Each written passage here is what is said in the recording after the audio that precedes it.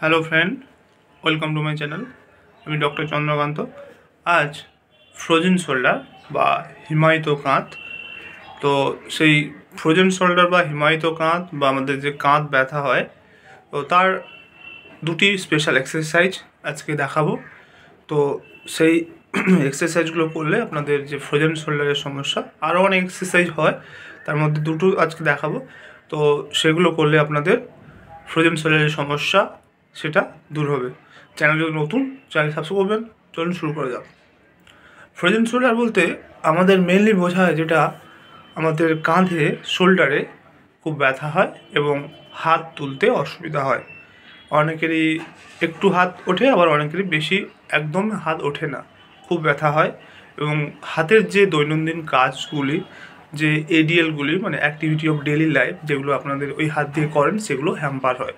যেমন চিরুনি করতে অসুবিধা, গামছা দিয়ে পিঠ মুছতে বা চান করার পরে সেটা অসুবিধা হয়। এছাড়াও বিভিন্ন রকম হাতের যে ফাংশনগুলো, সেগুলো অসুবিধা হয় যদি ফ্রোজেন শোল্ডার কারো হয়। তো বিভিন্ন কারণে এই ফ্রোজেন শোল্ডার হয়ে থাকে।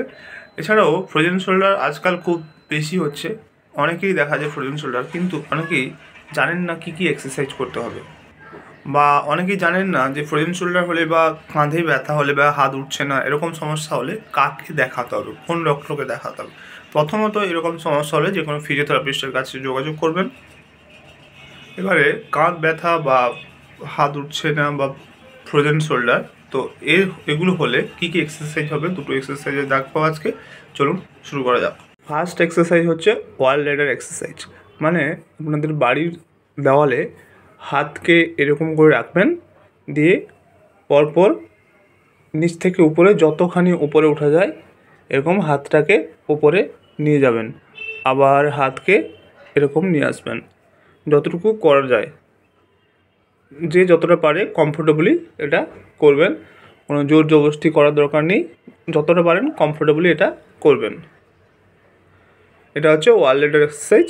তো এই এক্সারসাইজ হচ্ছে আপনারা 10 বার রিপিট করবেন। এটা 10 বার রিপিট করবেন।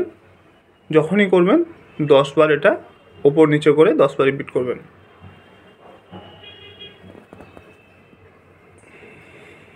আশা করি বুঝতে পারছেন।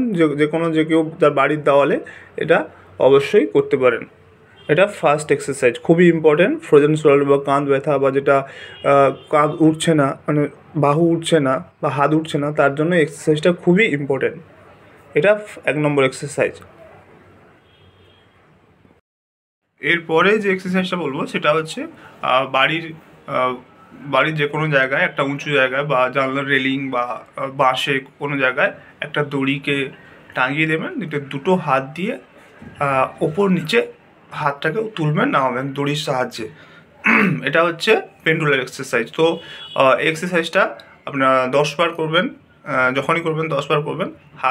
দুটো হাতে দুটো দড়ি ধরবেন এবং ওটা কোনো হুকের সাহায্যে বা কোনো রেলিংয়ে বা কোনো বাঁশে ওটা টাঙিয়ে দেবেন, দিয়ে হাতটা যতটা সম্ভব উপরে যায় হাতটা তুলবেন। তো এটা হচ্ছে 2 নম্বর এক্সারসাইজ, ফ্রোজেন শোল্ডার। এটা খুবই গুরুত্বপূর্ণ। এটা আপনারা যাদের এই সমস্যা হয়েছে, এটা যতবার করতে পারেন তত ভালো। তবে যখনই করবেন 10 বার রিপিট করবেন।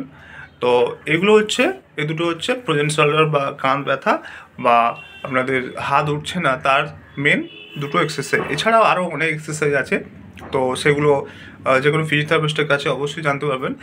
তো এছাড়াও এগুলো করার পরে আপনাদের হট ওয়াটার ব্যাগ দিতে হবে। যে জায়গাটায় ব্যথা হচ্ছে বা যে হাত উঠছে না, সেখানে আপনাদের হট ওয়াটার ব্যাগ ওটাতে সারাদিনে 2 থেকে 3 বার দিতে হবে। তবেই আপনাদের ব্যথা রিলিভ হবে এবং এটা একটু সময় লাগবে এবং এটার যে রেজাল্ট সেটা একটু পেতে সময় লাগবে। এটা আপনাদের ধৈর্য ধরে প্র্যাকটিস করতে হবে।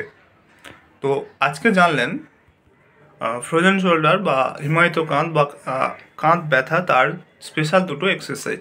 তো এক্সারসাইজগুলো আপনারা অবশ্যই প্র্যাকটিস করবেন এবং কোনো অসুবিধা হলে অবশ্যই যোগাযোগ করবেন। এছাড়াও এক্সারসাইজগুলো কমফোর্টেবলি করবেন, কোনো জোর জবরদস্তি করবেন না। এবং খুব বেশি ব্যথা হলে আগে হট ওয়াটার ব্যাগ দেবেন, তারপরে এক্সারসাইজ করবেন। তো আজকের ভিডিও এই পর্যন্ত। চ্যানেল নতুন, চ্যানেল সাবস্ক্রাইব করবেন, ভিডিওটাকে লাইক করবেন। Thank you for watching.